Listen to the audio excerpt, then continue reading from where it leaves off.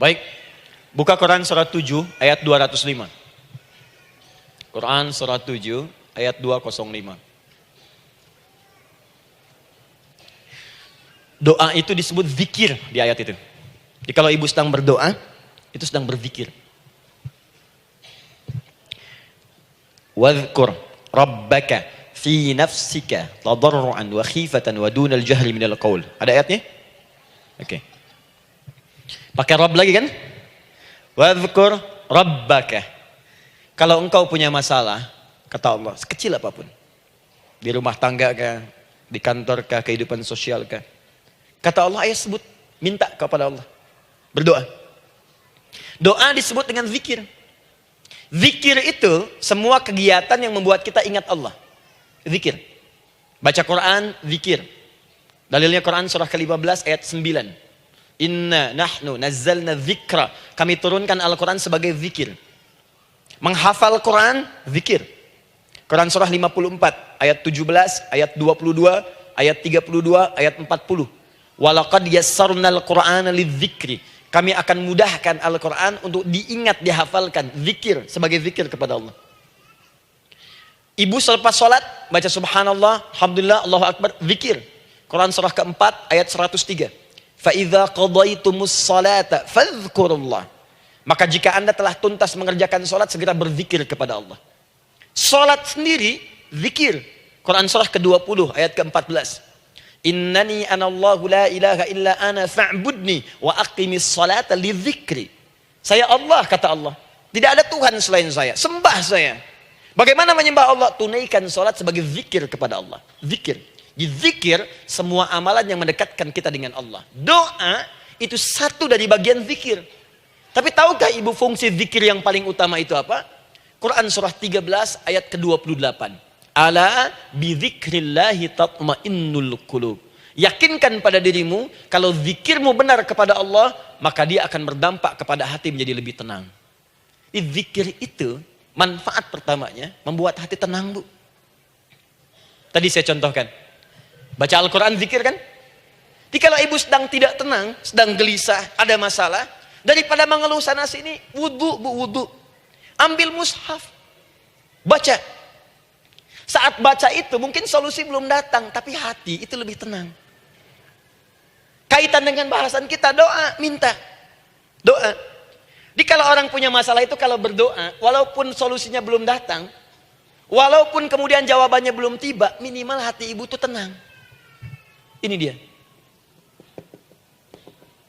Kan surah 13 ayat 28. Rumus ini pakai. Gunakan dalam hidup. Karena yang tahu kehidupan kita itu Allah yang menciptakan kita. Yang tahu pesawat, yang bikin pesawat. Yang tahu handphone, yang bikin handphone. Yang tahu mikrofon, yang bikin mic-nya. Yang tahu kita, yang menciptakan kita. Ikutilah petunjuk Allah yang menciptakan kita, maka akan langsung terasa manfaatnya. Ibu tidak percaya, silahkan lakukan.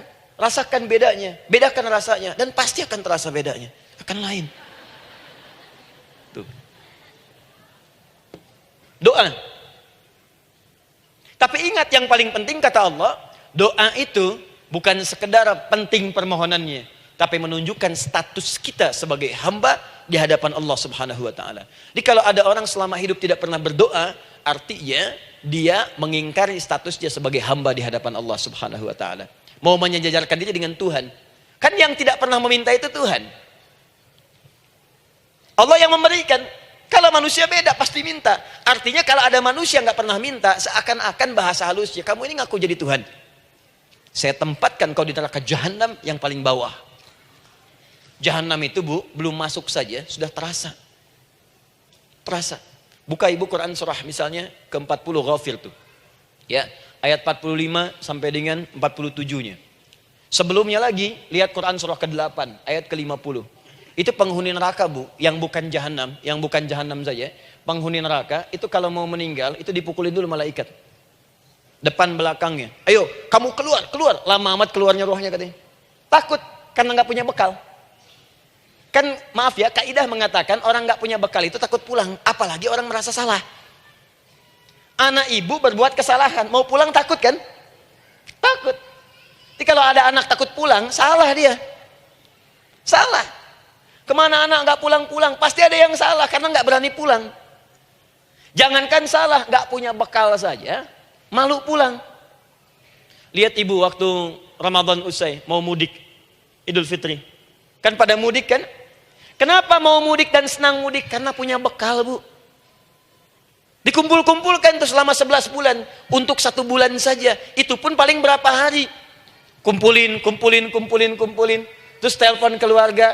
Insya Allah aku pulang hari ini. Wah, senang semuanya. Padahal mudiknya cuma pakai motor, Bu. Motornya bebek, bekalnya singa. Serius saya, motor bebek bekal singa. Ada kardus belakangnya. Tulisin. Terus tambah pelepah pisang buat begini.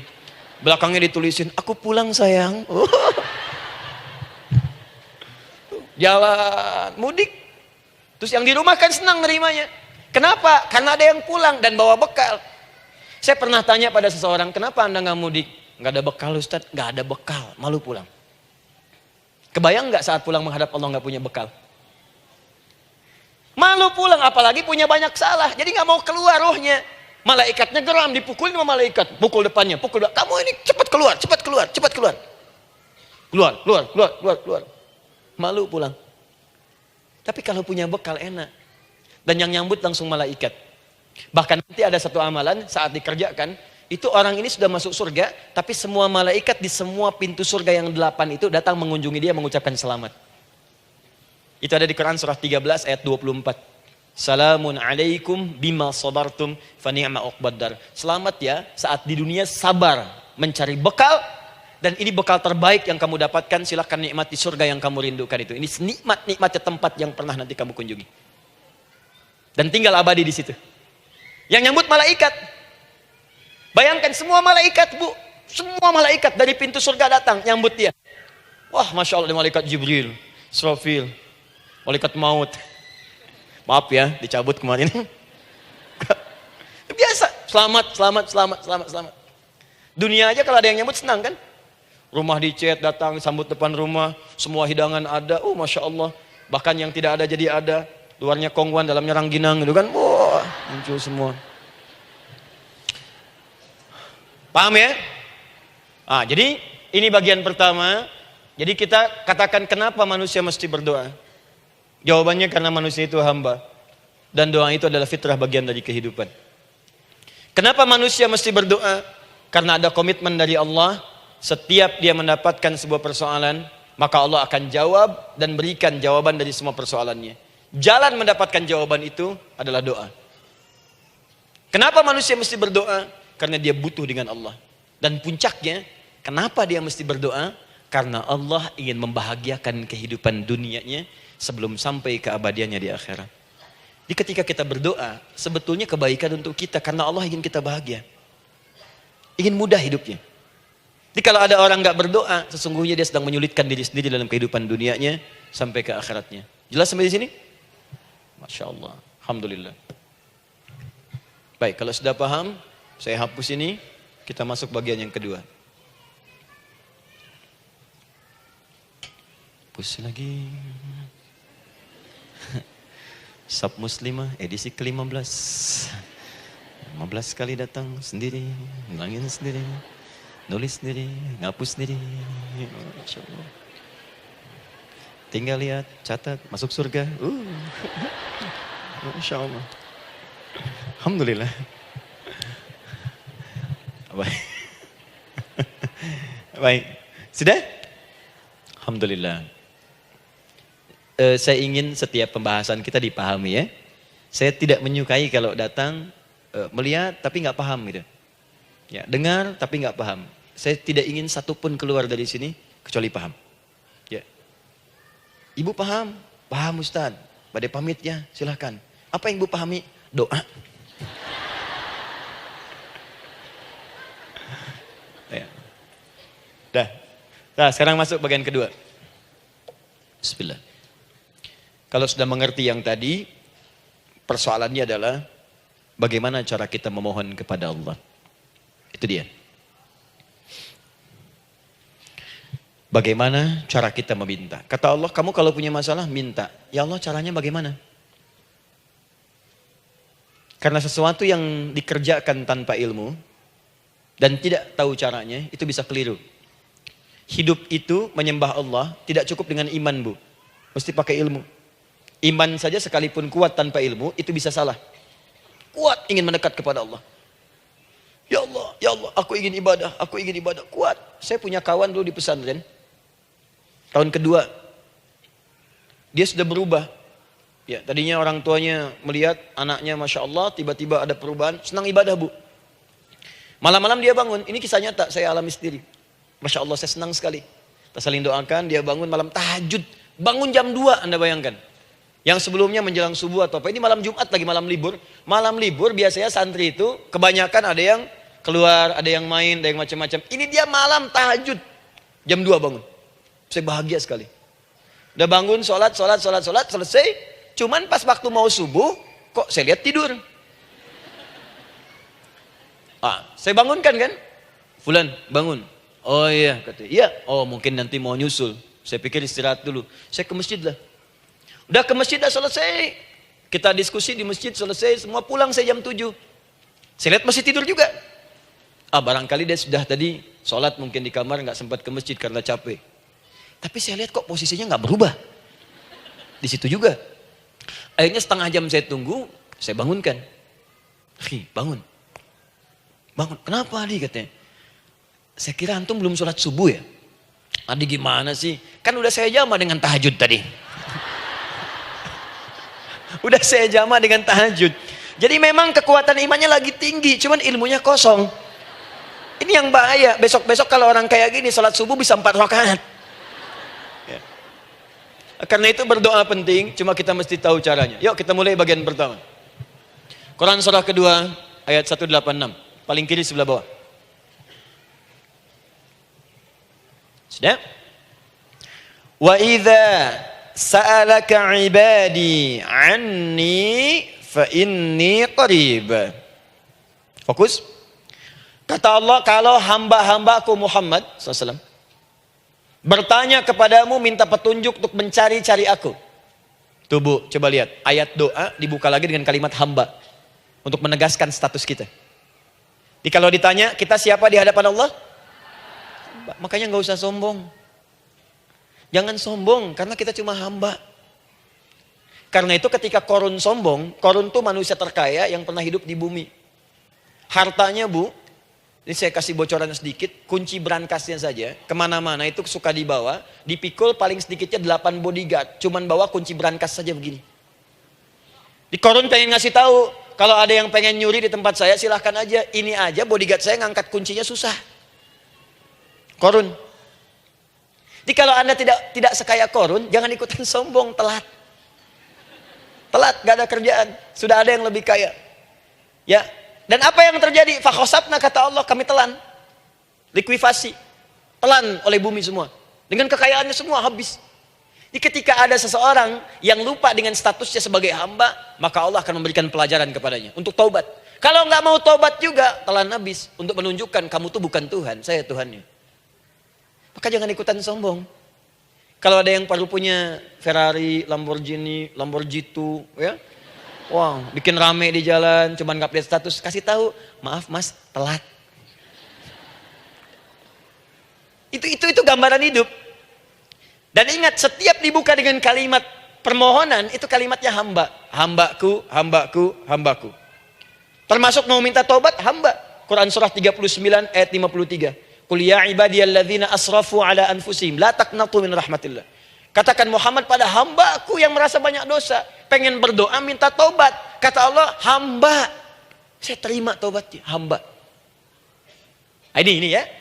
Ini pun adab yang pertama dari Al-Qur'an, adab yang pertama, kalau kita ingin berdoa dan doa itu cepat ingin dikabulkan, maka berdoalah dengan cara menghamba di hadapan Allah Subhanahu wa taala. Jangan merasa tinggi.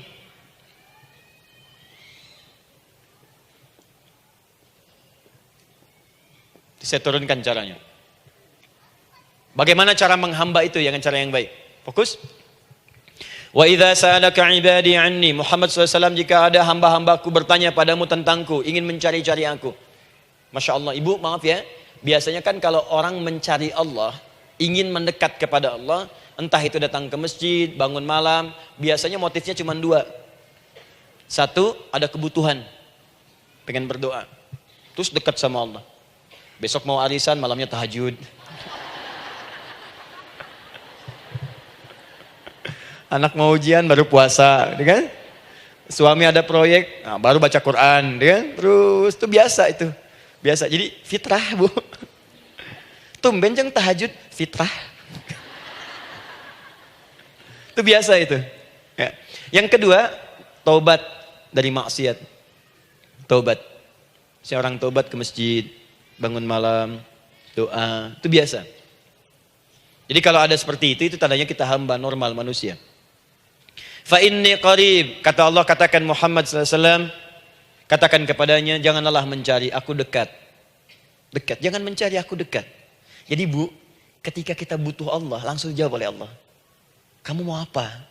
Aku dekat. Itu secara psikologi memberikan ketenangan yang paling dalam. Saya belum datang di sini sampai jam 8. Ibu tanya panitia, ustadznya mana sih? Ukti, ustadznya mana? Jawaban pertama misalnya, ini belum jelas nih ustadznya. Gak ada kabar. Yang kedua mengatakan, tenang saja, ustadz sudah dekat. Maka yang kedua itu lebih menenangkan kepada kita. Ketika ibu mencari, ya Allah, saya sedang ada masalah, langsung dijawab oleh Allah. Tenang, aku dekat denganmu. Mau minta apa?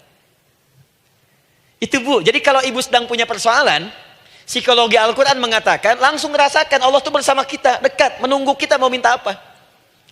Ibu punya masalah dengan suami, ingin mengadu. Lu kata Allah, saya dekat, kamu kenapa? Ada masalah apa? Ayo minta, ayo cerita. Mohon. Ibu punya masalah dengan anak. Ibu punya masalah dengan tetangga, di pekerjaan, kehidupan sosial. Kata Allah, saya dekat. Nah perasaan itu hadirkan dalam jiwa kita. Ini sekarang jarang didapatkan. Jadi kalau ada masalah itu, hal pertama yang dilakukan itu belum ingat Allah itu masalahnya. Di kebanyakan manusia itu kalau punya masalah, selalu ingin yang pertama itu solusinya. Bukan Allahnya. Kan pemilik solusinya Allah. Jadi kalau kita ingat pada yang memiliki, maka apapun yang kita minta akan diberikan. Bahkan ada orang yang saking ingatnya dengan Allah, sebelum minta sudah dikabulkan. Itu yang dahsyat. Nah, sekarang setelah kita paham tentang kedekatan ini, kemudian kita praktekkan. Jadi bu, ya maaf ya, ketika ibu punya masalah apapun, yang pertama diingat Allah. Allah, engkau telah berjanji, engkau pasti akan tepati. Ya Allah, sekarang aku ada persoalan. Nah, sekarang teruskan ayatnya. Ujibu da'watad da'i idza da'an. Ujiba.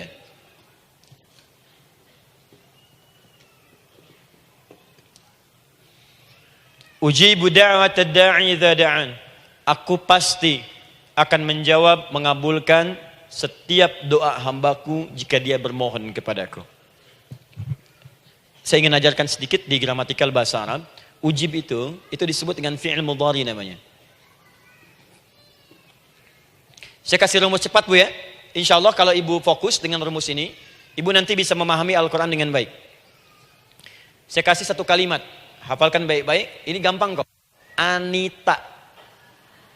Ya, Anita. Sudah? Anita. Baik. Hamzah, nun, ya, ta. Satukan Anita. Kalau di dalam kalimat ibu baca Al-Quran, di depannya ada huruf hamzah ini, atau nun, atau ya, atau ta, maka itu rumus mudhari namanya. Gak usah dihafalkan mudharinya. Ya, gak usah dihafalkan sampai bikin misalnya satu ungkapan, Anita istrinya Pak Mudhari. Gak usah, gak ada kerjaan. Ya, gak usah dihafal. Saya hanya ingin tunjukkan pemahaman. Kalau ada bentuk seperti ini punya 3 makna. Kalau dalam bahasa Inggris itu disebut present, ya, continuous, dan future. Present, continuous, and future. Sekarang, terus, sampai kapanpun. Sekarang, terus berlangsung, continuous, and future, sampai kapanpun di masa depan. Ini bentuknya disingkat dengan rumus ini, Anita. Di dalam konteks pengabulan doa, kata Allah, ketika saya akan kabulkan. Kalau kamu punya masalah, kamu berdoa, saya akan kabulkan. Nah kalimat Allah saya akan kabulkan ini, bentuknya menggunakan mudhari. Ada hamzah di depannya. Ujib. Artinya apa? Kalau ibu sekarang berdoa, saya akan kabulkan kata Allah. Terus kamu berdoa, saya akan jawab. Nanti pun punya masalah di masa depan, kamu berdoa, saya jawab juga. Jadi artinya tidak ada doa yang sia-sia. Semua doa, ingat, sepanjang kita butuhkan, pasti Allah berikan. Doa itu sepanjang kita butuhkan, pasti akan dijawab.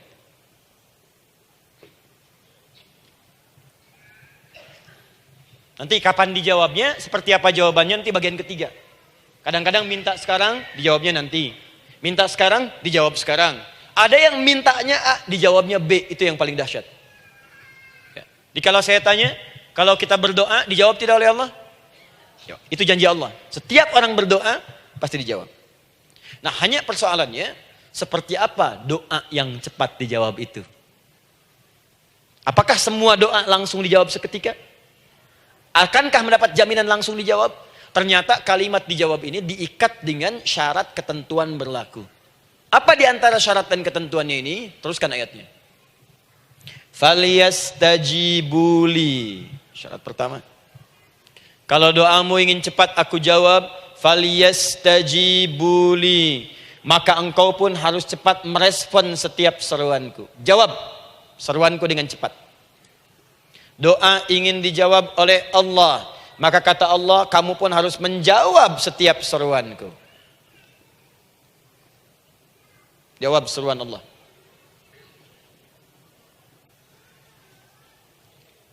Ayo respon, adil. Maunya dapat gaji aja, kerja nggak mau. Ya? Apa ibu pikir duduk manis, santai di ruangan tengah? Tiap bulan suami datang berikan uang belanja?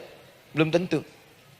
Kalau sikap tidak bagus, ya interaksi tidak mulia, maka belum tentu itu didapatkan.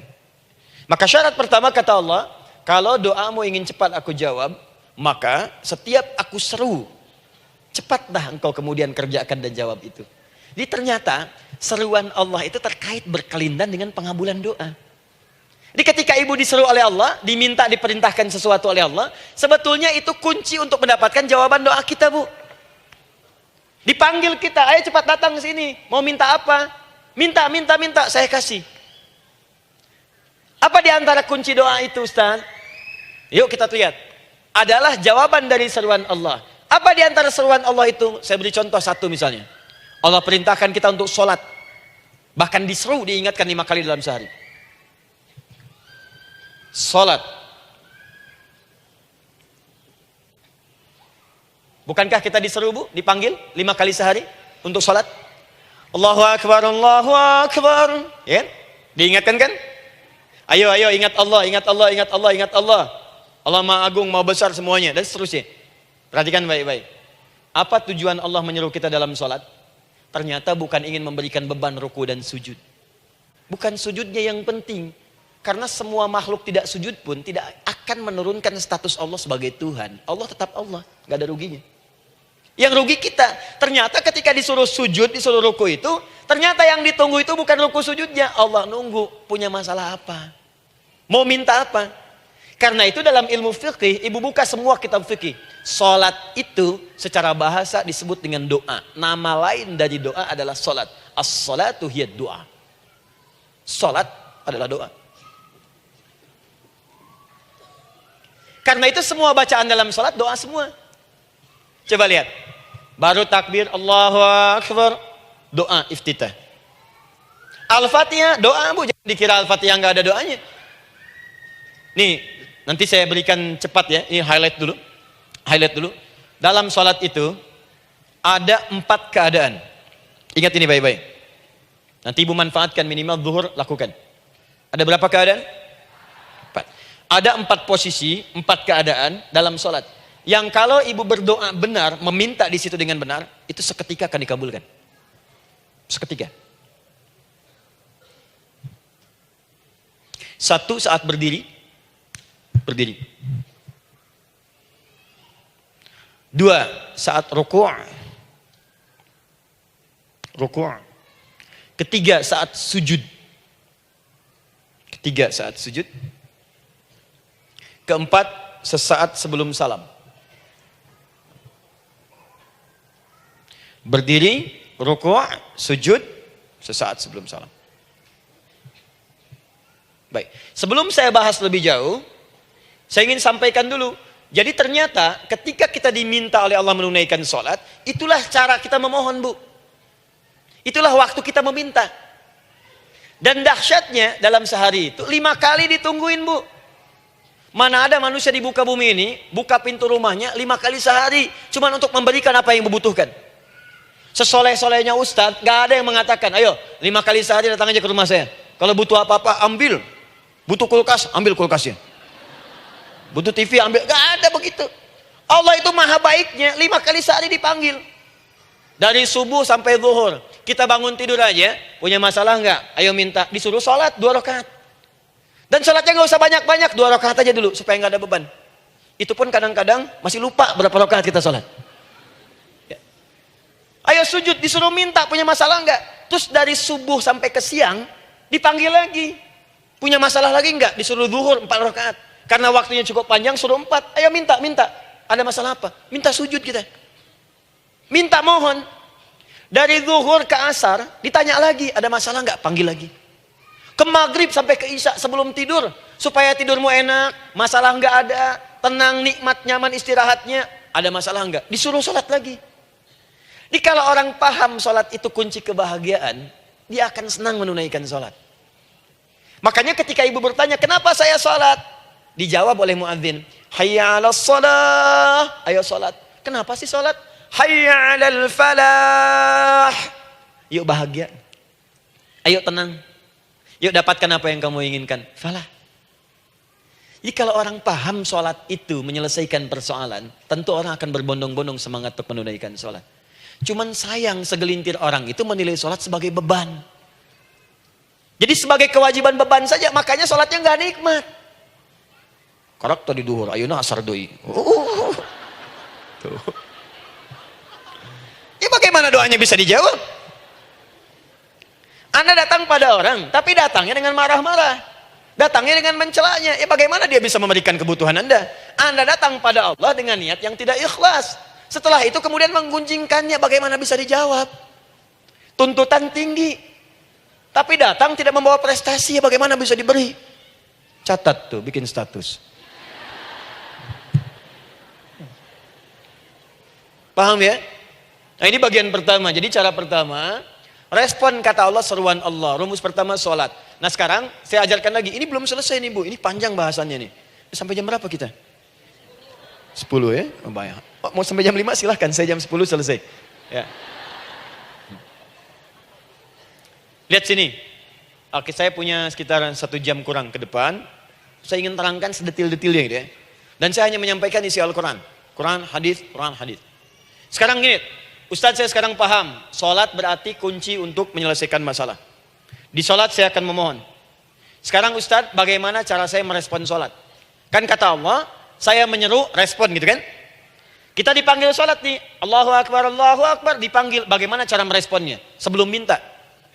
Awas, ibu ingin datang mengajukan proposal. Datang kepada wali kota, datang kepada gubernur, datang kepada presiden, datang kepada menteri sebelumnya. Bukankah ibu mempersiapkan diri? Penampilan ditata, proposal dibagus-bagusin gitu kan? Yang paling hebat itu kadang-kadang malam-malam latihan depan cermin. Bapak wali kota yang saya hormati. Lihat semuanya tuh. Dan yang paling luar biasa, maaf ya, janjian jam 7 dengan Pak Wali Kota, datang jam 6 ke Balai Kota. Sekarang ibu punya janji dengan Allah. Janji itu sudah diketahui sebelum pertemuannya. Kalau tidak percaya, 5 waktu ini ibu sudah hafal Bu. Ya, bahkan disuruh ngapalin oleh Allah. Buka Quran surah ke-4. Surah ibu, surah mama, An-Nisa. Ayat 103, Quran surah 4 ayat 103. فَإِذَا قَضَيْتُمُ الصَّلَاةَ فَاذْكُرُوا اللَّهَ قِيَامًا وَقُعُودًا وَعَلَى جُنُوبِكُمْ فَإِذَا اطْمَأْنَنْتُمْ فَأَقِيمُوا الصَّلَاةَ. Lihat ujung ayatnya. Inna as-salata kanat 'alal mu'minina kitaban mawquta. Sungguh semua waktu salat itu telah ditetapkan waktunya bagi orang beriman. Itu terjemahan biasa. Kalau terjemahkan pakai ilmu balaghah, sungguh orang beriman itu hafal waktu-waktu sholat. Tahu waktunya. Apalagi kalau di waktu itu ibu punya kepentingan, pasti hafal. Kalau ibu benar memprioritaskan sholat dan menilai sholat sebagai solusi hidup, menilai sholat sebagai kebutuhan, ibu pasti akan hafalkan itu, Bu. Nih ya, ibu dapat bagian arisan nih. Bulan ini misalnya. Dan memang bagian jatah ibu, demi Allah saya katakan, sebulan sebelumnya ibu sudah hafal tanggalnya kapan. Bahkan di kalender tuh diwarnain. Papa, bagian mama nanti bulan ini. Tuh. Dicatat semua, di tempat siapa, jam berapa, datang dengan penuh keceriaan dan kebanggaan. Luar biasa. Hanya untuk urusan dunia, yang itu habis gitu. Jika dia tidak meninggalkan ibu, ibu yang meninggalkan dia duluan. Sekarang 5 kali sehari, semua diberikan. Bahkan lebih daripada dunia dan seisinya. Harusnya sih wajarnya dihafalkan waktunya, dan ibu hafal. Ayo, subuh jam berapa sekarang? Lihat sini, bukan ke atas. Ditutup tuh. Tuh, sana tuh. Subuh jam berapa? Ayo ngelihat ke sana, 4:43. Zuhur jam berapa? Tuh. Asar, maghrib, isya. Itu kan kunci ibadah. Dan kunci ijabah, kunci ibadah, kunci ijabah. Di situ ada pengabulannya. Ini gimana mau minta, waktu permintaannya aja nggak hafal. Gimana mau bermohon, datangnya aja telat. Karena itu, bagaimana cara merespon seruan Allah? Diaturlah di Quran surah kedua ayat 152. Paling kanan sebelah bawah. Quran surah kedua ayat 152. Ibu masih ingat? Bukankah sholat disebut sebagai zikir? Masih ingat? Ya, di surah ke-20 ayat 14. Wa aqimis sholata lidzikri, tunaikan sholat sebagai zikir kepadaku. Sekarang lihat ya. Lihat ketentuan Allahnya. Kalau ibu dipanggil untuk sholat, dipanggil untuk zikir, cepat respon. Ibu cepat respon, Allah pun akan cepat merespon permintaan ibu. Lihat kalimatnya. Fadhkuruni adzkurkum. Fadhkuruni adzkurkum. Kalian mengingat saya, maka saya pun akan ingat dengan kalian. Kalian zikir kepada saya, ingat saya, kata Allah, maka saya pun akan ingat kalian. Di antara makna zikir, salat. Jadi kalau ibu salat mengingat Allah dengan cepat, maka Allah pun akan cepat mengingat kita. Contoh.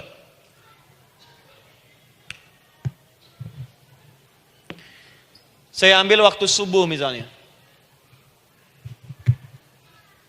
Di Bandung 4-3-3. 4-4-3. Oh, lihat kesan lagi terjadi perbedaan pendapat. Ya. Ada yang 4-3-3, ada yang 4-3-4, ada yang 4-3-5, dan seterusnya. Yang ambil tengah-tengah lah, 4-3-5 misalnya. Orang 4-3-5. Lihat sini, fokus. Allahu Akbar, Allahu Akbar. 4-3-5. Dipanggil salat, diseru. Kan tadi rumusnya di Quran surah 2 ayat 186. Faliyastajibuli. Kalau diseru cepat jawab, gitu kan? Nah, terus diseru 4-3-5 adzan. Allahu Akbar, Allahu Akbar. Begitu diseru, ibu langsung datang. Ya Allah, sudah adzan, seruan nih, saya siap-siap, saya ingin minta sesuatu. Nah, orang yang datang saat dia diseru Allah, dia pun datang kemudian untuk menyerunya, maka Allah pun akan menjawab apa yang ia mohonkan saat ia bermohon kepadanya. Perhatikan. Dipanggil oleh Allah lewat suara muadzin. Allahu Akbar, dia merespon cepat, siap salat. Maka dia pun ketika memanggil Allah, seketika Allah pun akan jawab padanya. Sesuai dengan kadar responnya. Dipanggil saat itu, dia menjawab. Maka Allah pun akan ingat kepadanya hanya saat dia memanggil saja. Di saat panggil, diingat. Panggil, diingat. Jelas? Ini yang hebat. Dipanggil 4-3-5. Allahu Akbar, Allahu Akbar. Dia sudah ingat dari sejak jam 3:45. Dia bangun jam 3. Misal. Padahal belum dipanggil. Datang. Bahkan Masya Allah. Melakukan warming up dulu.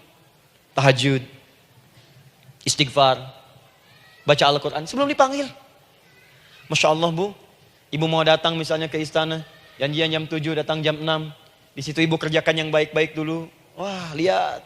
Terus kelihatan CCTV kan? Wah, ini orang bagus banget nih. Mulia, bagus. Sampah diambilin disapu. Kelihatan.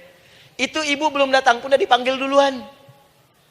Ada orang yang belum dipanggil sudah datang menghadap Allah. Tahajud dia, zikir dulu, istighfar dulu. Ini orang, maaf ya, walaupun dia belum memanggil Allah, Allah sudah menyelesaikan semua persoalannya. Di orang-orang yang selalu ingat kepada Allah, walaupun Allah dalam waktu tidak memanggilnya, maka Allah akan mengingatnya sekalipun orang ini belum bermohon kepadanya. Maka ibu nanti akan temukan orang-orang yang langsung diselesaikan persoalannya oleh Allah bahkan sebelum dia bermohon kepadanya. Ada orang yang seakan gak punya masalah, Bu. Bukan gak punya masalah, sebab setiap dia punya masalah, masalahnya diringankan oleh Allah. Seakan-akan gak ada beban. Ini indah hidupnya. Enak. Butuh sesuatu, sebelum nyari, datang. Ada persoalan, senyum dikit, selesai. Orang macet mengeluh, bikin status, dia macet malah senang. Dan hatinya dilapangkan oleh Allah. Bayangkan ada janji rapat jam 9, setengah 9 masih macet. Diprediksi di Google akan sampai 2 jam lagi. Yang lain mengeluh, telepon sana, telepon sini, ini. Dia enggak aja, lapang aja. Alhamdulillah ya Allah kasih macet. Murotal, saya mau dengerin surah Al-Baqarah. Buka, hafalin. Partnernya nelpon. Sampai di mana akhi? Ini sampai di surah Al-Baqarah ayat 186. Tidak ada yang sia-sia dari Allah. Sabar ya di sana. Ya, atau kita bisa koneksikan dari sini apa yang bisa saya selesaikan sekarang di sini sehingga sampai sana kita tinggal kesimpulan saja. Tenang hatinya. Gak ada gerasak, gerusuk, gelisah gini, telepon sana sini, klaksonin, dasar lampu merah, lama, birunya sebentar. Padahal biru nggak ada, yang ada hijau kan. Jadi kalau sudah begitu enak, Bu. Yang perempuan ada di Quran Maryam. Maryam kan perempuan.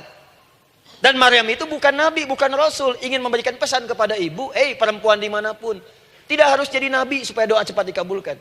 Tidak harus menjadi rasul. Ini Maryam bukan nabi, bukan rasul. Tapi dia ini luar biasa. Sebelum dipanggil, udah datang. Zikirnya tak terlukiskan.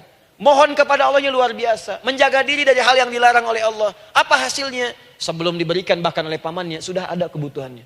Quran surah ketiga ayat 37. Kullama dakhala 'alaiha Zakaria al-mihraba wajada 'indaha rizqa. Setiap pamannya mau memberikan kebutuhan Maryam sudah ada di dalamnya, Bu. Sudah ada. Itu luar biasa. Mau makan, makanan ada. Mau anggur, anggur ada. Ya. Wah, itu luar biasa, Bu. Jadi bermohon bahkan sebelum waktunya. Sentuhlah ia tepat di hatimu, maka ia akan jadi milikmu untuk selamanya. Wah. Nah, itu doa tuh. Aduh, mana-mana. Paham? Tuh. Jadi kalau yang standar-standar saja itu biasa. Maka datang sebelum waktunya. Datang. Atau datang pas dipanggil. Standar. Jadi kalau 4-3-5 adzan, Allahu Akbar, Allahu Akbar. Ibu bangun. Siap sholat, siap sholat. Itu standar. Yang dulu bahagia. Naikin lagi levelnya. Yang celaka itu ya ini nih. Dipanggil 4-3-5. Baru bangun 5-3-4.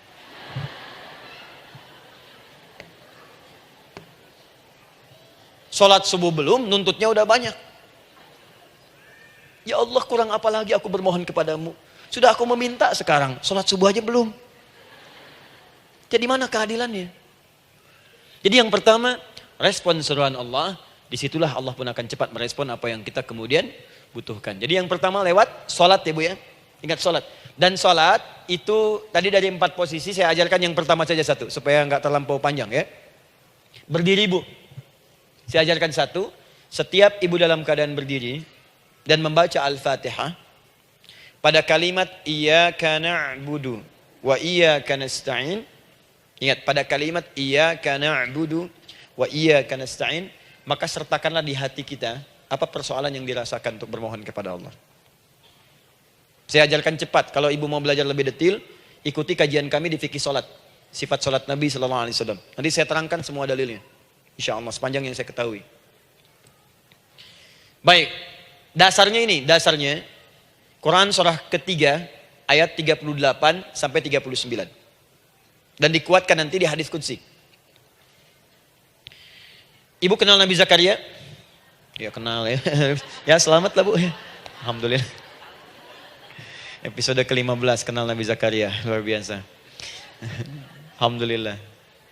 Nabi Zakaria punya persoalan, sudah berumah tangga, belum ada keturunan, fisiknya sudah letih, rambutnya sudah memutih, dan mohon maaf istrinya divonis menopause dan mandul. Secara medis klinis. Apa yang beliau kerjakan? Sholat. Dalam sholatnya bermohon kepada Allah. Perhatikan permohonannya. Qala rabbi habli min ladunka dzurriyyatan thayyibah.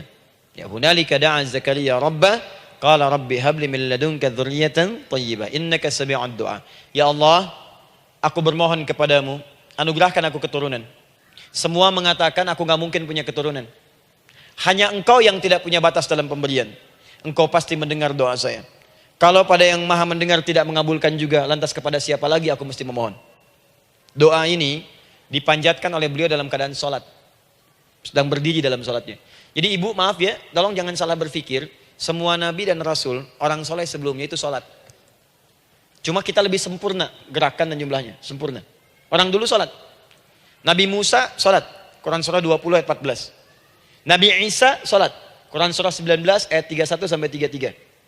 Nabi Ismail sholat, Quran surah 19 ayat ke-55. Semua sholat. Sholat. Nabi Zakaria saat punya masalah, sholat. Dalam berdirinya minta dalam sholatnya. Dari mana Ustadz taunya beliau minta dalam berdiri dalam sholat? Ayat 39-nya baca.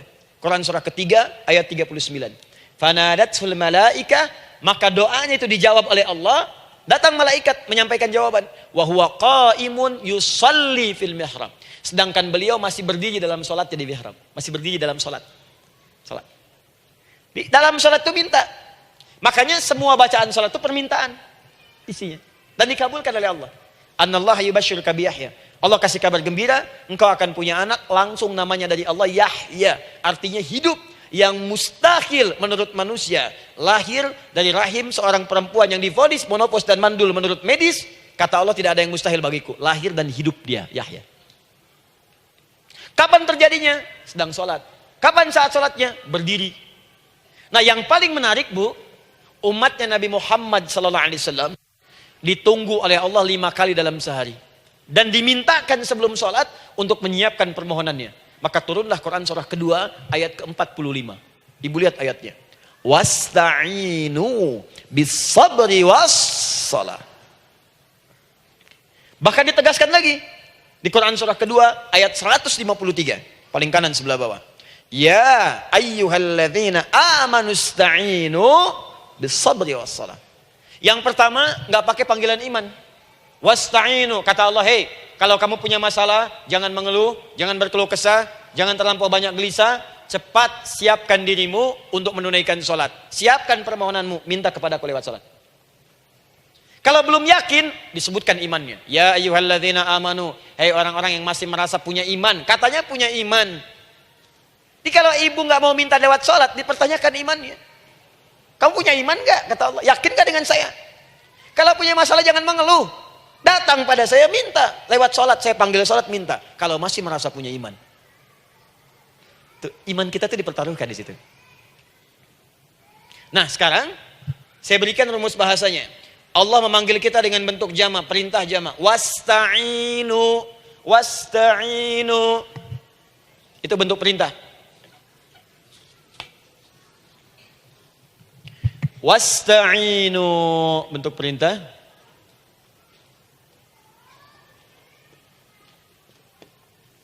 Wasta'inu.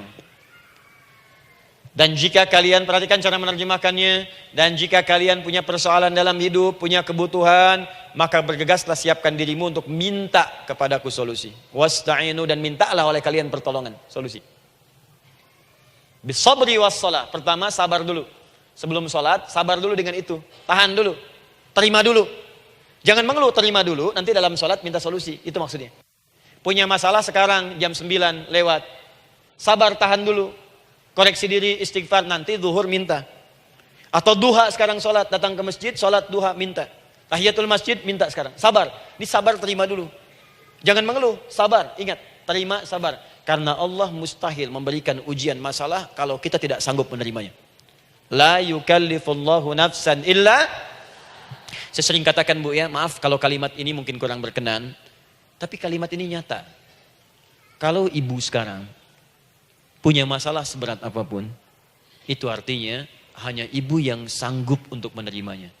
Saya tidak. Betul, karena itu persoalan itu dititipkan kepada ibu, bukan kepada seorang bernama Adi Hidayat. Ibu yang dipercaya. Ya, ibu dipercaya oleh Allah. Kenapa ibu tidak yakin dengan itu? Karena cuma ibu yang bisa mengatasi. Ibu yang mampu, saya tidak. Karena itu dititipkan pada ibu. Kaidahnya, la yukallifullahu nafsan illa wus'aha. Allah nggak akan berikan beban, ujian, masalah kalau dia nggak mampu. Artinya kalau saya nggak mampu, saya nggak dikasih. Ibu mampu, ibu diberi. Jangan mengeluh. Kenapa mesti saya ya Allah? Kamu mampu. Ya Allah, why me? Why not? Kamu yang bisa. Nah sekarang, wassalah setelah terima itu, tapi juga jangan terlampau kepedean. Memang cuma saya yang mampu ya, bikin status. Kemudian sholat, kita akan katakan, ya Allah, Engkau perintahkan saya untuk minta tolong. Sekarang saya akan minta kepadamu. Lalu kita katakan, maaf ya Allah, saya sekarang punya masalah, saya ingin bermohon kepadamu, saya ingin minta kepadamu ya Allah, saya mohon ya Allah. Maaf Bu ya, maaf ya, sebentar. Ibu kalau punya masalah sedikit atau banyak? Banyak. Yang punya masalah ibu saja atau anak juga punya masalah? Kadang-kadang, bukankah anak yang punya masalah ibu yang minta? Bukankah suami yang punya persoalan ibu yang bermohon? Kan? Karena itu, kalau kita ingin memohon kepada Allah dengan persoalan yang kompleks mewakili yang banyak, maka pertama kalimatnya diawali dengan huruf na. Berarti kami, kita, semua. Jelas ya? Nah, ibu ingin robah kalimatnya minta tolong. Kata Allah, minta kepadaku pertolongan. Wasta'inu. Ibu ingin robah menjadi bentuk permintaan. Rubah kalimatnya menjadi nasta'in. Nasta'in. Nasta'in.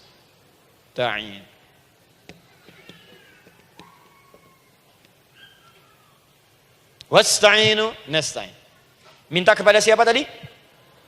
Allah. Boleh minta kepada selain Allah? Tidak. Hanya kepada Allah saja? Hanya kepada Allah saja. Hanya kepadamu ya Allah. Tidak kepada yang lain. Maka kalimatnya menjadi iyyaka. Iyyaka. Hanya kepadamu saja ya Allah. Engkau berjanji, kalau ada masalah minta aku berikan. Sekarang hanya kepadamu saja ya Allah, aku bermohon. Maka kalimatnya namanya iyyaka nasta'in. Sekarang saya tanya kepada ibu, apakah dalam sholat ibu membaca kalimat iyyaka nasta'in? Tuh. Saya mau tanya, ibu bacanya saat ruku atau saat sujud? Berdiri. Gak ada orang ruku baca kalimat ini. Allahu Akbar, iyyaka na'budu wa iyyaka nasta'in. Berdiri. Iyyaka na'budu wa sekarang saya bacakan hadis qudsinya. Tersambung dari Nabi sallallahu alaihi wasallam. Qala Rasulullah sallallahu alaihi wasallam, qala Allah azza wa jalla. Allah langsung yang berfirman lewat hadis qudsi. Perhatikan bahasanya. Qasamtus shalah baini wa baina 'abdi. Saya bagi dalam salat itu dua bagian, antara hak aku dan hak hambaku. Wali 'abdi ma sa'ala. Dan jika benar hambaku menunaikan kewajibannya dengan baik, menjaga hak-hak aku, maka pada saat itu apapun yang dia minta dalam sholat, aku akan berikan. Apapun. Kapan itu terjadi? Perhatikan kalimatnya. Idza qala al-'abdu, kalau hamba mulai membaca dalam sholatnya, Alhamdulillahi Rabbil Alamin. Alhamdulillahi Rabbil Alamin. Qala Allah Azza wa Jalla, seketika Allah menjawab, Hamadani abdi, hambaku sedang memujiku. Ibu ingat baik-baik Bu ya, ingat baik-baik. Setiap ibu baca Al-Fatihah dalam sholat itu Allah memperhatikan dan menjawab bacaan ibu. Tadi masih ingat ketika saya katakan wa idza sa'alaka ibadi anni fa inni qarib, Allah itu dekat. Ya. Wa idza qala al-'abdu ar-rahmanir rahim, kalau hamba melanjutkan ar-rahmanir rahim, qala Allah azza wa jalla, Allah langsung menjawab athna alayya 'abdi, hambaku sedang menyanjungku. Wa idza qala al-'abdu maliki yaumiddin, ketika hamba berkata maliki yaumiddin, qala Allah azza wa jalla, Allah menjawab majjadani 'abdi, hambaku sedang mengagungkanku. Sekarang perhatikan kalimat ini. Wa idza qala al-'abdu, jika seorang hamba berkata iyyaka na'budu wa iyyaka nasta'in, ya Allah, sekarang hamba salat ibadah atas perintahmu. Dan hamba minta ya Allah, hamba punya masalah, hamba punya persoalan dan kau janjikan minta dalam sholat. Qala Allah azza wa jalla, Allah jawab, hadza baini wa baina abdi. Inilah perjanjian aku dengan hambaku. Wali abdi, kalau hambaku benar salatnya sampai bacaan ini, masalah apapun yang dia minta sekarang aku akan kabulkan. Dalam berdiri. Cuman sayang, kadang-kadang dalam keadaan ini banyak yang tidak minta. Maka caranya saya sampaikan yang pertama, kalau ibu sudah sampai ke bacaan ini, iyyaka na'budu wa iyyaka nasta'in, sertakanlah dalam hati ibu. Gak usah dilafadzkan. Sertakan ibu punya masalah apa. Atau secara umum minta solusi. Minta. Nabi itu kalau sholat, Nabi SAW kalau sholat, itu kalau baca ayat-ayat Quran, itu seringkali berhenti bu. Sering berhenti. Kalau dalam ayat doa, beliau berhenti, mohonkan dengan baik. Kalau ayat-ayat surga, minta supaya umatnya ke surga. Ayat-ayat neraka, mohon supaya umatnya dibebaskan dari neraka. Minta. Kesaksiannya banyak. Hudzaifah al-Yamani pernah sholat di belakang Nabi, begitu. Abdullah bin Mas'ud radhiyallahu ta'ala anhu sholat di belakang Nabi, begitu. Ubay bin Ka'ab radhiyallahu ta'ala anhu sholat di belakang Nabi, begitu. Di kesaksian mereka sama semua. Makanya seringkali itu nggak sadar, enak sholat dengan Nabi itu. Nyaman. Kalau baca ayat surga, seakan-akan pengen cepat ke surga. Kalau baca ayat doa, berdoa. Jadi nggak sadar. Rakaat pertama 100 ayat aja Al-Baqarah. Ya, kadang-kadang lewat ke Ali Imran. Pernah rekornya 5 juz 4 halaman. An-Nisa ayat 176 baru berhenti. Ya walaupun besoknya nggak pada ikutan lagi. Ya, karena merasa ini kapan rukunya gitu. Sekarang atau nanti, sekarang atau nanti. Tapi enak. Nah saya ajarkan satu hal. Kalau kita sampai pada bacaan Al-Fatihah tadi, jeda sejenak bu, rasakan itu, minta. Minta. Setelah itu Allah ajarkan satu lafaz. Kalau lafaz ini benar dibacakan oleh ibu, benar dibacakan, maka seketika doa akan dijawab. Langsung dikabulkan. Apa bacaan itu? Nanti dalam pelajaran selanjutnya kita akan bahas ya, insya Allah. Masih ada waktu? Oh ya, kalau masih kita bahas ya. Masih. Ada sesi mau jawab pertanyaan dulu, diskusi dulu, atau saya teruskan sebentar? Teruskan ya. Baik, kalau kita sampai jam 10, saya jeda sampai ke 9.45. Jadi 15 menitnya kita bisa diskusi ya. Baik. Apa lafaz yang kita bisa mohonkan? Teruskan ayatnya. Ihdinas siratal mustaqim. Ihdinas siratal mustaqim. Ihdinas siratal mustaqim. Ini Bu, nanti Ibu lihat dalam kajian tafsir yang kami sampaikan, juga dalam kajian fikih salat saya bahas dengan detail. Di sini singkat saja, singkat padat. Ihdina itu, ya Allah berikan kami hidayah, berikan kami jalan, berikan kami petunjuk, tunjukkan kami jalan yang lurus. Kalimat ihdina asalnya dari kata hidayah. Hidayah, jamaknya hudan. Ihdina, berikan kami hidayah, berikan kami hudan. Kalau tunjukkan kami jalan yang lurus, itu terjemahan Bu. Terjemahan. Kalau ibu ingin makna tafsir per huruf, per kalimat, bahkan per harokat, itu semua ada maknanya. Karena semua kalimat Quran itu mukjizat. Ihdina dari kata hidayah, hudan, berikan kami hidayah. Hidayah dalam bahasa Arab itu banyak maknanya. Bisa solusi dari semua persoalan. Bisa jalan menuju kemudahan. Bisa kesuksesan. Bisa petunjuk, banyak. Kalau dikumpulkan namanya hudan. Hudan. Makanya Al-Quran disebut hudan. Karena di Quran ada semua. Solusi ada, petunjuk ada, kemudahan ada. Dzalikal kitabu la raiba fi hudal. Al-Quran hudan. Syahrul Ramadan alladzi unzila fihi al-Quran hudan linnas. Isi Quran semua hudan. Di situ ada solusi. Di situ ada petunjuk. Di situ ada kemudahan. Kalau kita ingin minta semua itu, kalimatnya dikatakan fi'il amr lit talab. Permohonan dalam bentuk kalimat permintaan. Ihdina, berikan kepada kami hudan. Kalau sudah mengatakan ihdina artinya minta solusi, minta kemudahan, minta petunjuk. Jadi ketika ibu mengucapkan kalimat ihdinas siratal mustaqim, itu artinya ya Allah berikan kepada kami solusi dari masalah yang sedang saya hadapi. Berikan petunjuk dari persoalan yang sedang saya jalani. Berikan kemudahan ya Allah dari kesulitan yang tengah saya hadapi. As-siratal mustaqim, yang lurus, yang gampang. Karena jalan yang gampang itu lurus, gak berkelok Bu. Langsung ke tujuan. Saya mau ke sini jalannya belok-belok, gak langsung kan gak enak. Ibu mau ke satu undangan, jalannya belok sini, belok sini, belok sini, belok sini. Kelokan 9, kelokan 7, kelokan 8. Ya. Kan rasanya berliku. Ibu ingin mendapatkan solusi, tapi dilempar-lempar. Ke sini dulu berkelok, sini dulu, sini dulu, sini dulu. Kenapa gak ibu lurus dapatkan langsung? Dalam bahasa Arab, apalagi kalimat yang fasih, mendapatkan sesuatu dengan gampang, dengan mudah, as-siratal mustaqim, lurus ke tujuan, cepat, mudah. Apalagi ke surga nanti, tunjukkan kami jalan yang lurus, yang benar, hak dari Allah dan mudah didapatkan. Itu maksudnya. Ini bukan sekedar tunjukkan jalan yang lurus, solusi yang mudah, yang gampang, yang cepat. Paham di sini ya? Seperti orang-orang dulu mendapatkannya. Siratal ladzina an'amta 'alaihim. Seperti orang dulu mendapatkan semua kenikmatan ketika mereka bermohon kepadamu ya Allah. Siapa mereka? Ada 4 golongan disebutkan di Quran surah keempat ayat 69.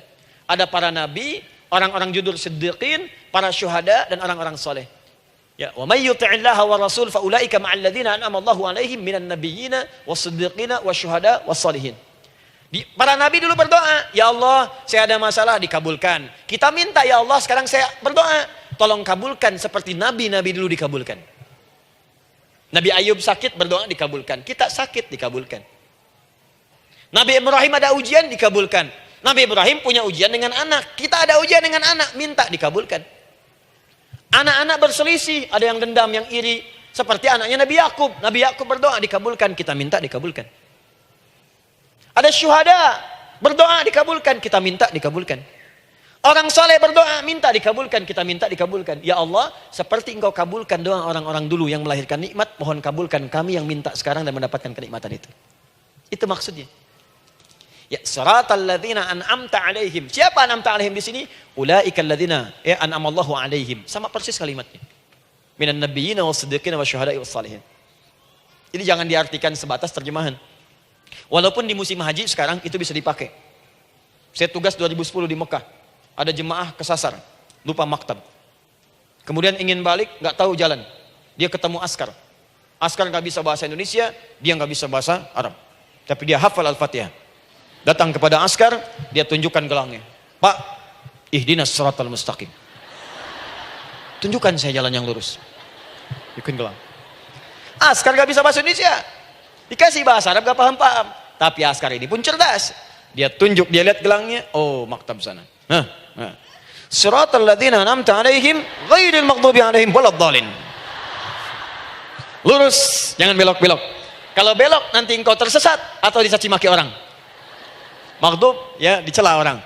Dhalin tersesat, kan? Jangan dicela, jangan sesat, lurus. Tapi kalau dalam berdoa dalam sholat minta di hati hadirkan. Jelas ya? Nah, itu posisi pertama. Jadi pertama minta lewat sholat. Yang kedua cepat, rajin istighfar Bu. Saya cepat ya, rajin istighfar. Saya ada 7 menit lagi. Ibu rajin istighfar. Astaghfirullah, astaghfirullah, astaghfirullah, astaghfirullah. Itu yang paling singkat. Astaghfirullahaladzim, astaghfirullahaladzim, astaghfirullahaladzim. Itu yang menengah. Astaghfirullahaladzim, alladzi la ilaha illa huwal hayyul qayyum wa natubu ilaihi. Astaghfirullahaladzim, alladzi la ilaha illa huwal hayyul qayyum wa natubu ilaihi.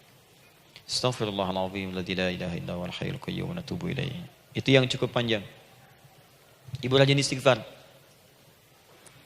Orang yang rajin istighfar itu diantara yang disebutkan dalam riwayat-riwayat adalah orang-orang yang cepat dijawab doanya. Hanya dengan istighfarnya. Jadi dia tuh punya keinginan, dia nggak katakan. Jadi keinginan di benaknya dia, terus dia istighfar. Astagfirullah, astagfirullah, astagfirullah. Itu kalau benar rajin istighfar, seketika dikabulkan. Cepat. Ada seorang yang hidup, ini tukang roti. Di zaman Imam Ahmad bin Hanbal. Saya pernah kisahkan ini di beberapa keadaan. Orang ini, itu ahli istighfar. Jadi maaf ya Bu ya, bukan istighfarnya pas ada keperluan aja, bukan. Ada ta'lim ustaz tadi, sab pertama, astagfirullah, astagfirullah, astagfirullah, bukan. Besok ada arisan, astagfirullah, astagfirullah, bukan. Jadi bukan ada keperluan, istighfar bukan. Orang ini membiasa istighfar. Jadi setiap mengerjakan apapun dia istighfar. Mau minum, bismillah, astagfirullah, astagfirullah. Dia setiap buka adonan, astagfirullah, astagfirullah. Nah satu ketika, Imam Ahmad itu nggak tahu kenapa, pengen datang ke daerah itu. Ya kalau misalnya ibu tinggal di Cicahem, misalnya kan Imam Ahmad tiba-tiba pengen ke Cicahem aja. Terus karena lelah, mampir ke masjid. Istirahat di dalam masjid. Tiba-tiba kata penjaga masjidnya, DKM-nya, marbotnya, ya Syekh, idhab, pergi, nggak boleh tiduran di sini. Kata Imam Ahmad, saya kan cuma numpang istirahat, nggak boleh keluar. Dan dia nggak tahu kalau itu imam besar. Dan Imam Ahmad itu sudah populer Bu, sangat famous, familiar. Cuman orang kan nggak pernah lihat wajahnya. Dulu kan nggak ada Facebook, nggak ada Instagram, nggak ada handphone, nggak ada apa-apa. Jadi kalau orang terima Ahmad, ya Ahmad aja kemana-mana. Oh, no, Imam Ahmad, Imam Ahmad, Imam besar, Imam Syafi'i, Imam besar. Tapi nggak pernah lihat. Sekarang kan udah kelihatan. Ya, udah kelihatan. Sekarang banyak. Makanya orang dulu itu senang begitu tahu, dikasih tahu Nabi aja ke Madinah Bu, nggak ada yang tahu kalau itu Nabi Muhammad kalau belum pernah lihat. Karena beliau di bawah, Abu Bakar di atas. Abu Bakar kan naik kan, untanya Nabi. Nabi Muhammad pas di bawah gantian tuh di jalan. Orang mengira yang di atas unta Nabi Muhammad. Padahal Nabi Muhammad yang jalan kaki, nggak kelihatan. Makanya responnya bola ketika tahu Nabi, senang luar biasa. Minta doa, minta ini, minta itu. Orang sekarang tidak, karena sering banyak lihat di TV, media sosial, begitu ketemu minta foto. Ini lain kisahnya, nggak tahu dia, pergi keluar. Kata Imam Ahmad, ya sudah, keluar beliau, nggak mau ribut. Istirahat di luar. Di pelataran. Di sini juga nggak boleh. Lihat kalimatnya. Barah, keluar, pergi. Barah itu kasar Bu. Begitu kemudian di debat lagi, saya cuma di luar. Rawah itu dari kata roh Bu. Itu paling kasar. Artinya keluar dengan roh-rohnya sekalian. Rohnya pun jangan di sini. Ya. Jadi kalau ibu nanti di Masjidil Haram misalnya kan, ada kalimat itu artinya kesal Bu askarnya. Ya. Keluar. Misalnya, idza bi anti. Nggak mau, saya mau di sini. Ya, Barwa pergi. Sampai ke ruah dengan roh-rohnya. Itu artinya ibu disuruh pergi. Ya, bukan jangan mengelak lagi. Ruah. Saya bukan ruah, saya roh hayati. Suruh pergi. Pergi. Imam Ahmad pergi tuh akhirnya. Pergi di jalan kelihatan ada tukang roti tadi. Begitu kelihatan capek lah dipanggil, Syekh, kayaknya lelah istirahat di sini. Dan tukang roti pun nggak tahu kali itu Imam Ahmad. Begitu istirahat, duduk, kelihatan Imam Ahmad setiap buka adonan, astagfirullah. Bikin lagi, astagfirullah. Imam Ahmad tahu faidah itu. Tapi ingin menguji tukang roti ini, ditanya. Ya akhi, kamu ini kenapa setiap Anda menanam adonan itu, tepung itu, Anda mengucapkan istighfar, astagfirullah. Perhatikan jawabannya. Wallahi demi Allah, tidak pernah saya beristighfar dalam setiap aktivitas saya, kecuali Allah selalu mengabulkan doa yang saya mohonkan. Di setiap minta, astagfirullah, itu dikabulkan. Cuman satu yang sampai sekarang belum terkabul. Apa itu kata Imam Ahmad? Saya ini selalu bermohon kepada Allah, ya Allah, mohon sebelum saya wafat atau setelah ia wafat, pertemukan saya ya Allah dengan Imam Ahmad bin Hambal. Sebelum saya yang wafat atau wafat Imam Ahmad. Kata Imam Ahmad, astagfirullah. Allahu Akbar. Itu mungkin yang memperjalankan saya kemari. Tiba-tiba pengen ke sini, sampai diusir keluar dari rumah Allah dari masjid, sampai di sini karena istighfar Anda. Sayalah Imam Ahmad bin Hambal. Astagfirullah. Imam Ahmad ke situ datang. Tolong jangan lakukan pada saya. Salah di hidayat ya Allah. Astagfirullah. Saya jawab lagi dari sana. La haula wala quwata illa billah. Ini istighfar. Nah, kapan istighfar yang baik? Istighfar yang baik dilakukan setelah tahajud sebelum fajar. Saya ulang ya. Setelah tahajud sebelum fajar. Dalilnya Quran surah ke-51 ayat 18. Baca dari ayat 15 sampai 18-nya. Jadi ibu kalau mau seperti itu, rajin tahajud dulu Bu. Tahajud. Setelah itu biasakan istighfar. Itu latihan dulu, itu baru latihan. Ingat ya, istighfar menjelang fajar di waktu sahar, itu baru latihan. Astagfirullah. Nanti kalau sudah banyak latihan, ibu akan refleks. Mau duduk masuk mobil, astagfirullah. Duduk mau makan, astagfirullah. Ya, kadang-kadang ibu mau ambil handphone, astagfirullah. Itu refleks di lisan kita keluar. Ahli istighfar itu nggak direncanakan keluar di lisannya. Astagfirullah. Kalau sudah seperti itu, berbahagialah. Karena apapun kadang ibu inginkan, sepanjang itu ibu butuhkan, seketika dikabulkan. Ya. Yang ketiga, yang terakhir. Sudah 9:45, boleh sedikit? Ya, yang terakhir ya, terakhir. Jangan khawatir, setelah ini selesai. Jangan khawatir. Yang ketiga, ini amalan yang paling dahsyat. Jadi yang pertama minta dikabulkan.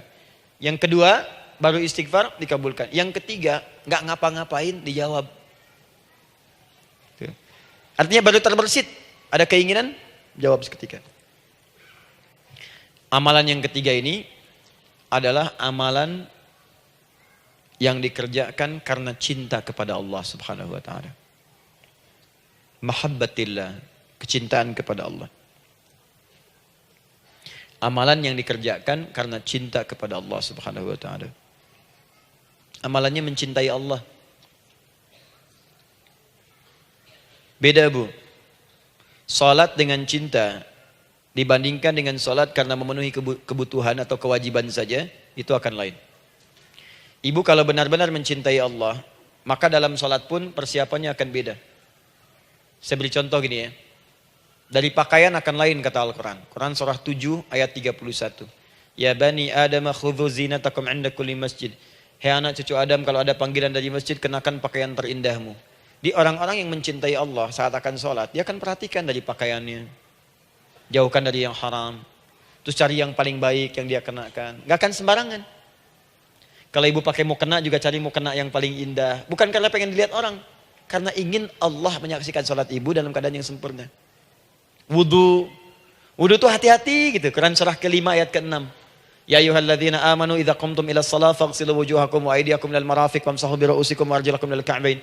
Jika ada orang beriman mencintai Allah, mau salat dia mau wudu, wudunya enggak akan sembarangan, Bu. Cuman basuh. Ya, bagian kepala juga harusnya kepala, dia rambut, takut selesai.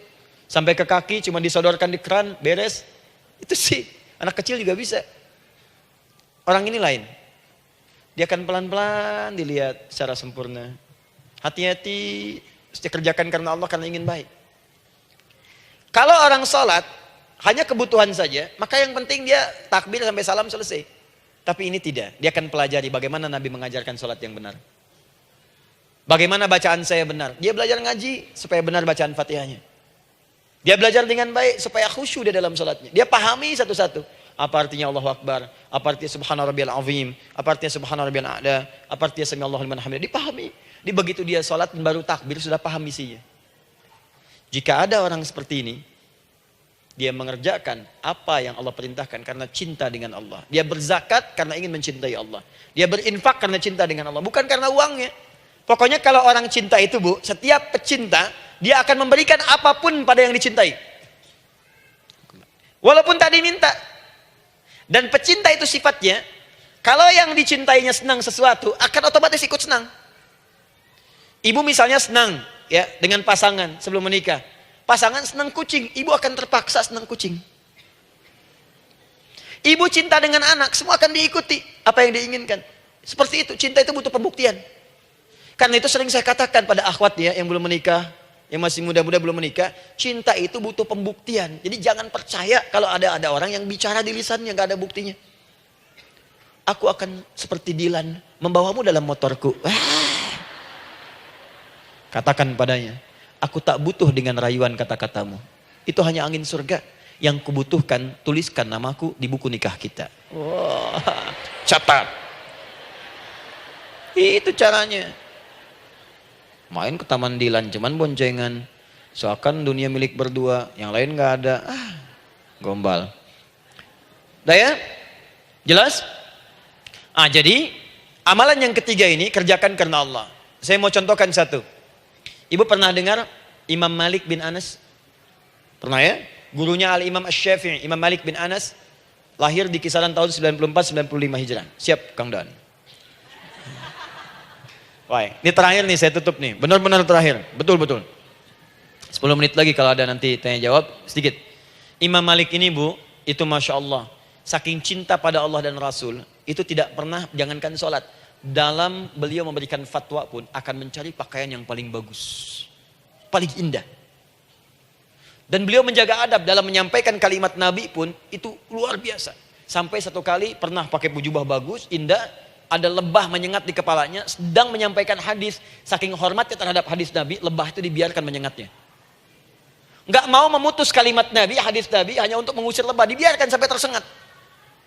Apa yang Allah berikan kepada beliau? Allahu Akbar. Satu kali singkat berdiskusi dengan muridnya Al-Imam Asy-Syafi'i. Kata Al-Imam Asy-Syafi'i, Ya guru, setahu saya rizki itu dicari dulu baru dikasih. Imam Malik lebih tinggi ilmunya pada saat itu. Beliau tahu ada 8 jenis rizki. Ya Syafi'i, ada rizki yang tidak perlu dicari, Allah berikan. Wah, berdebat tuh sampai berpisah. Setelah itu secara singkat Imam Asy-Syafi'i lewat di kebun anggur sedang panen anggur besar. Tiba-tiba tergerak untuk membantu, datang ke situ bantu. Begitu selesai dikasih hadiah anggur banyak, besar-besar, indah, enak, gitu kan? Ketika diberi itu langsung senang beliau. Bukan karena anggurnya, karena merasa pendapatnya benar. Jadi begitu bekerja baru dapat. Dibawalah anggur ini diberikan pada gurunya. Perhatikan adabnya terhadap guru. Jadi kalau ibu adabnya bagus pada guru, keberkahan dapat, ilmunya pun menghunjam di jiwa. Imam Syafi'i nggak merasa benar, tapi memberikan sebuah jawaban dengan adab. Guru, tadi itu ada panen anggur, saya mencoba membantu. Begitu saya bantu dikasih anggur, dikencangkan kalimatnya. Begitu saya bantu dikasih. Dibantu dulu baru dikasih. Kalau saya nggak bantu, saya nggak dikasih. Apa jawab Imam Malik? Imam Malik tersenyum, tertawa. Tabassama dhahika. Masya Allah, Syafi'i, bahasa kita. Tadi itu saya keluar, mau ngajar. Siang-siang terik begini, saya kepikiran, ya Allah, kalau makan anggur yang enak-enak, enak banget sekarang ini. Ada anggur sekarang. Tuh. Murid berikhtiar, guru mendapatkan hasil. Setelah itu Asy-Syafi'i naik dan jadi bintang di zamannya, sampai kekinian pun luar biasa. Dan mendapatkan barakah gurunya, seperti gurunya dapatkan, muridnya pun meraihnya. Itulah 3 cara bagi kita untuk bermohon kepada Allah. Jika ingin dipercepat oleh Allah, bisa lewat salat, bisa lewat istighfar, bisa juga dengan menciptakan amalan-amalan, atau mengikuti amalan-amalan yang dicintakan atau ditujukan untuk mencintai Allah Subhanahu wa taala. Ibu bisa paham ini? Baik. Kemudian berdoa. Tapi yang jadi masalah, Ustadz, ketika berdoa kok belum dikabulkan juga? Apa ciri doa dikabulkan? Seperti apa kita tahu doa kita dikabulkan? Itu mungkin kita bahas di episode yang berbeda insyaallah. Alhamdulillahi rabbil alamin. Ar-Rahmanir Rahim. Maliki yaumiddin. Iyyaka na'budu wa iyyaka nasta'in. Ihdinas siratal mustaqim. Siratal ladzina an'amta 'alaihim ghairil maghdubi 'alaihim waladdallin. Allahumma nahmaduka hamdan syakirin, hamdan na'imin, hamdan yuwafi ni'amahu wa yukafi'u mazidah. Ya Rabbana lakal hamdu wa lakal syukru kama yanbaghi li jalali wajhikal karim wa li 'azimi sultanik. Allahumma salli wa sallim barik ala rasulikal karim, nabiyyikal amin, sayyidina Muhammadin wa ala alihi wa sahbihi wa ummatihi ila yaumiddin. Allahumma rabbana ya al-ghafur rahim, la tada' lana fi maqamina hadha fi kulli maqamin dhanban illa ghafartah. Duhai Allah, kami bermohon kepadamu, Engkau yang maha pengampun, Engkau yang maha penghapus segala dosa. Kami mengakui kami berbuat salah, kami mengakui banyak dosa kami kumpulkan.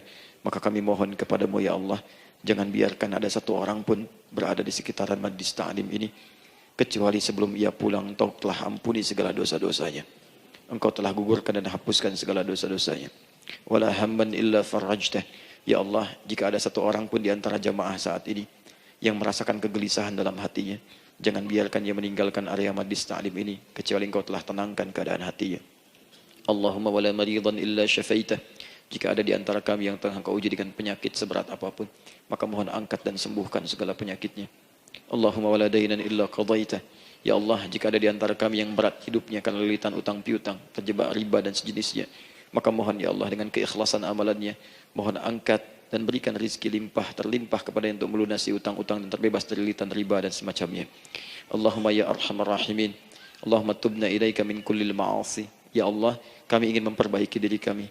Kami bertobat dari segala maksiat yang pernah kami kerjakan. Allahumma asli ahwalana ma yuqarribuna ila ridhak. Ya Allah, kami bermohon kepadamu, mulai hari ini, mohon bimbing kami untuk memperbaiki diri, supaya kami bisa lebih dekat denganmu ya Allah. Allahumma asli azwajana. Ya Allah, kami mohon sayangi dan perbaiki ya Allah akhlak suami-suami kami. Ya Allah, mohon bimbing suami-suami kami jadi suami yang baik, membimbing keluarga menjadi keluarga yang saleh. Allahumma ya Allah, Allahumma arsyad wa asli ya Allah azwajana, zawjatina. Ya Allah, demikian dengan istri-istri kami ya Allah. Jadikan mereka perempuan-perempuan yang salihah, bimbing menjadi ibu-ibu yang baik. Allahumma abnana, auladana, dzurriyyatina. Allahumma aslih lahum li arhamar rahimin yakunu salihin, liyakunu su'ada fid dunya wal akhirah. Ya Allah, anak-anak kami, cucu-cucu kami khawatir berpisah dengan mereka di akhirat nanti. Kami mohon ya Allah, jika memang ada maksiat yang mereka kerjakan karena dosa-dosa kami mohon ampun ya Allah. Perbaiki anak-anak kami, Bimbing cucu-cucu kami ya Allah. Jadikan mereka anak-anak saleh, anak-anak yang bisa memberikan mahkota kepada kami di akhirat ya Arhamar Rahimin. Kami malu dengan anak orang lain yang telah hafal Al-Quran. Kami malu dengan anak orang lain yang telah mampu tahajud. Kami malu dengan anak orang lain yang telah bisa membaca Al-Quran dengan baik.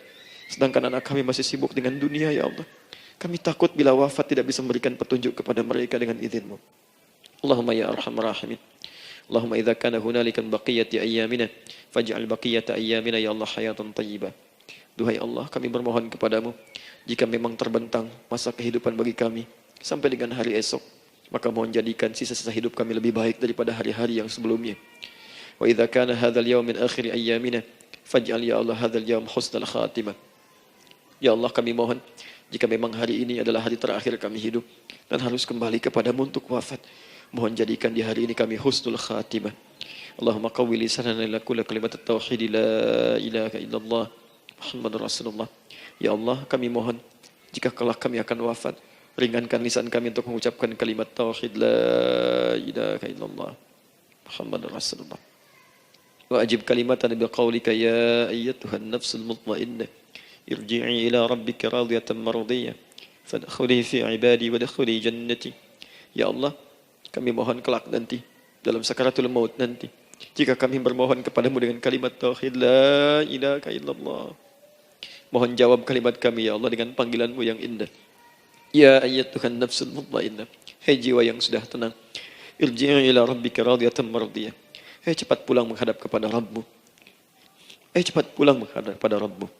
Hai cepat pulang menghadap kepada Rabbmu. Aku ridha dengan semua amalmu, engkau pun akan ridha dengan semua pemberianku.